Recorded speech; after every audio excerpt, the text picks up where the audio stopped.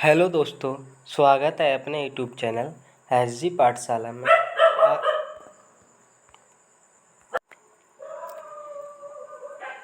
आज हम एक महत्वपूर्ण क्वेश्चन डिस्कस करने जा रहे हैं, जो क्वेश्चन CSR नाइट 2024 जुलाई में पूछा गया था। और ये जो क्वेश्चन है हमारे पास रियल एनालिसिस से रिलेटेड है।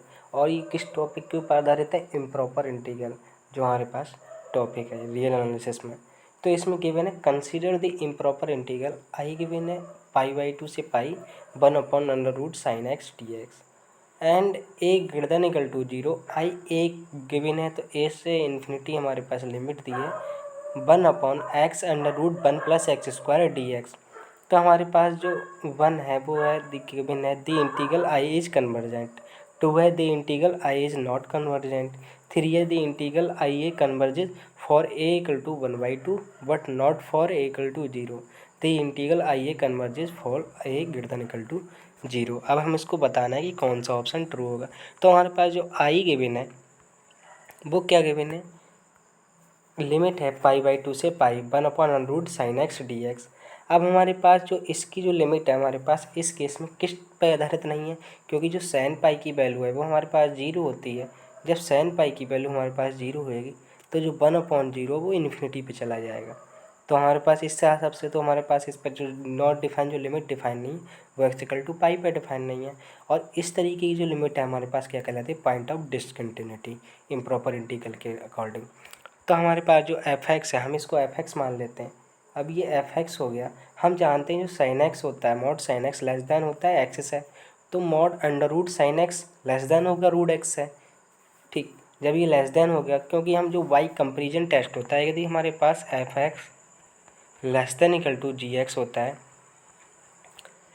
तो हमारे पास अगर gx कन्वर्ज कर रहा है तो f(x) कन्वर्ज कर रहा है। अगर f(x) डाइवर्ज कर रहा है तो तब gx डाइवर्ज करता है।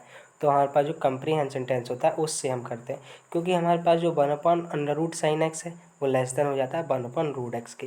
जब ये वाला हमारे पास कन्वर्जेंट होगा तो ये वाला भी कन्वर्जेंट होगा। अगर ये वाला हमारे पास कन्वर्जेंट नहीं होगा तो ये वाले भी हमारे पास कन्वर्जेंट नहीं होगा। तो हम बाई कंपेरिजन टेस्ट इसको करते हैं। तो इसको जब अंडर रूट ये लेस छोटा हो गया तो जो लिमिट है π/2 से पाई 1/√x dx। तो हमारे पास जब इसका जो इंटीग्रेशन होता है 1/√2x, क्योंकि जब हमारे पास इसका जो रूट है, क्योंकि रूट x है तो x⁻1 तो ये -1/2 हो जाता है। ये -1/2। अब हमारे पास जब इसका इंटीग्रेशन करते हैं तो +1 जुड़ता है और -1/2 +1 जुड़ता है। तो यहाँ से हमारे पास 2, ये हमारे पास 1/2 हो गया, ऊपर से 1/2 हो जाएगा तो ये नीचे चला जाएगा। तो हमारे पास होता है 1/2√x। अब ये हमारे पास इसका इंटीग्रेशन हो गया, तो हमारे पास 1/2 π/2 से पाई, इसकी जैसी लिमिट लगाएंगे तो 1/2 1/√पाई माइनस 1/√पाई। ये कैसी लिमिट है? ये हमारे पास फाइनाइट लिमिट है, कुछ ना कुछ तो लिमिट आएगी, क्योंकि जो पाई की वैल्यू होती है वो 3.114 होती है। इसका रूट करेंगे तो हमारे पास हिसाब से निकाली जाएगी। तो हमारे पास ये फाइनाइट लिमिट है। जब ये फाइनाइट लिमिट है तो ये हमारे पास इससे क्या बोल सकते हैं कि ये कन्वर्ज कर रहा है। जब ये कन्वर्ज कर रहा है तो ये वाला हमारे पास कन्वर्जेंट हो गया, तो ये वाला भी कन्वर्जेंट हो गया। तो इस तरीके से हमारे पास जो आई इंटीग्रल है वो फॉर ऑल के लिए कन्वर्जेंट हो गया। तो भाई कंप्रीहेंशन टेन हमारे पास फर्स्ट ऑप्शन ट्रू हो गया। अब सेकंड में क्या बोल रहा है? हमारे पास लिमिट गिवन है a to ∞ 1/x √1 + x² dx।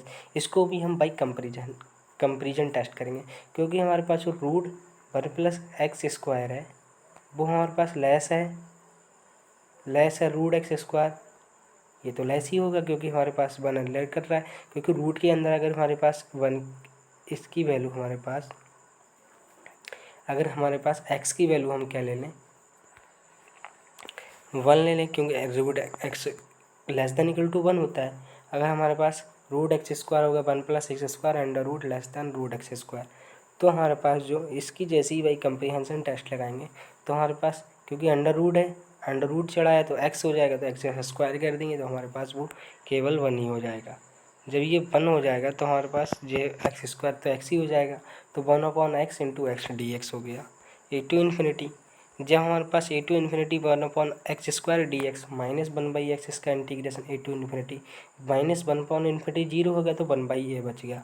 अब हमारे पास ऑप्शन में बोल रहा है कि a = 0 के लिए चेक करना है। a = 0 करेंगे तो ये कन्वर्ज नहीं करेगा और बाकी a 0 के लिए कन्वर्ज कर जाएगा।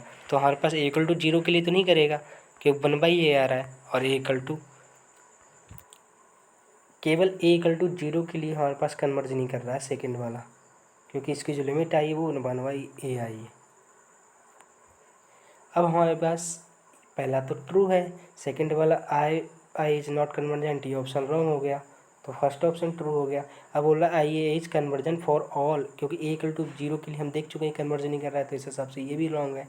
अब बोल रहा है a = 0 के लिए तो कन्वर्जन नहीं कर रहा है, बट a = 1/2 किसी भी वैल्यू के लिए =1, तो हमारे पास 3 ऑप्शन ट्रू हो गया। तो हमारे पास 1 और थर्ड ऑप्शन ट्रू हो गया, 1 और थर्ड ऑप्शन ट्रू हो गया इस प्रकार। तो अगर वीडियो अच्छी लगी तो हमारे चैनल को सब्सक्राइब करें। Thank you.